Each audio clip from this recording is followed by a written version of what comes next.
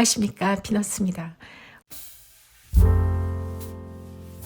오늘은 앞니를 신경치료하면 어떤 일이 생기는지 말씀드리겠습니다. 이 컨텐츠는 신경치료가 나쁘다는 말이 아닙니다. 선택의 여지가 없는 것이 신경치료니까요. 단지 이 글은 신경치료 전후에 어떤 차이가 생기는지를 말씀드리는 것뿐입니다. 치아가 어두워집니다. 10년, 20년 전에 신경치료 받으신 분들의 앞니는 어둡습니다. 신경치료를 하면 원래 어두워지기는 하지만 옛날에는 치아를 변색시키는 성분이 들어있는 약재가 많아서 치아 변색이 많이 되었죠. 그렇지만 지금은 치아 변색이 덜 되는 약재가 개발되어서 옛날처럼 심하게 어두워지지는 않습니다. 그래도 신경치료를 하면 약간의 변색이 되기는 하는데 생명력이 느껴지느냐 아니냐 그 정도의 차이라고 보시면 됩니다. 어금니는 약해져서 크라운을 하고 앞니는 변색이 심해져서 크라운을 하죠. 하지만 요즘 앞니는 약간의 변색을 감내하고 그냥 살 수도 있습니다. 크라운을 할지 말지는 환자의 결정에 달려있는 거죠. 크라운의 종류가 달라집니다. 신경치료 하지 않은 앞니는 색이 맑기 때문에 만약 크라운을 할 일이 생겼을 때 맑게 크라운을 해줄 수 있습니다. 크라운이 맑을수록 아름다운 거 알고 계시죠? 이 이는 신경치료를 하지 않은 이입니다. 이런 이들은 맑은 크라운을 할 수 있습니다. 맑은 크라운은 속의 치아색을 반영해서 깊고 그윽하고 자연 치아 같은 크라운이 됩니다. 보세요. 깊고 그윽하죠?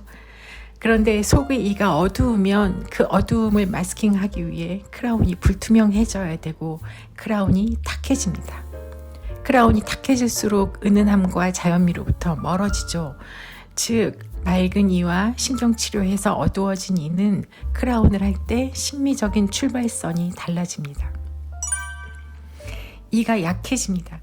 신경치료한 어금니는 교합력을 견디지 못할 정도로 약해지기 때문에 신경치료 후 반드시 크라운을 해야 깨지거나 발치되지 않습니다.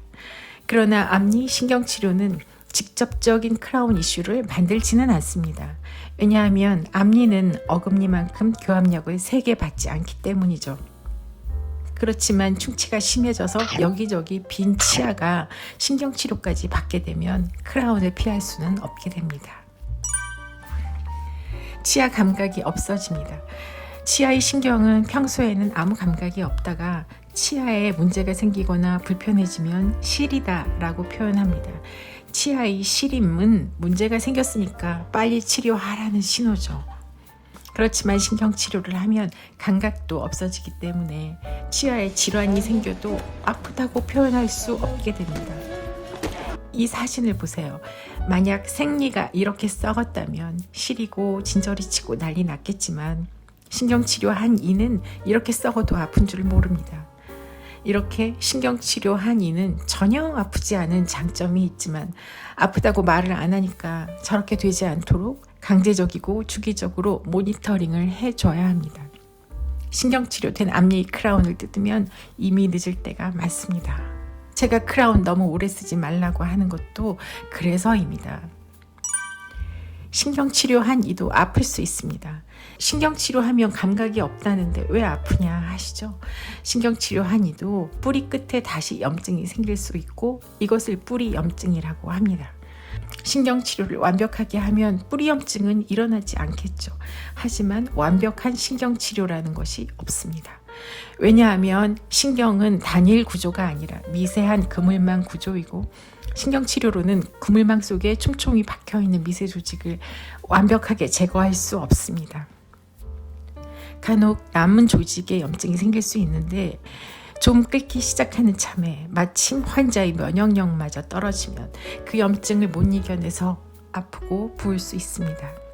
그 염증은 주로 신경치료한 이 뿌리 끝에 생깁니다. 뿌리 염증은 재신경치료하면 대부분 낫죠.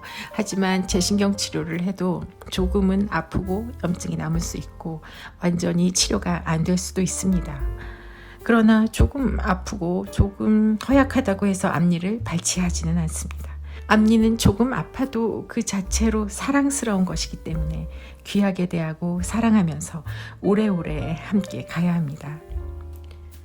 오늘은 여기까지입니다. 끝까지 들어주셔서 감사합니다.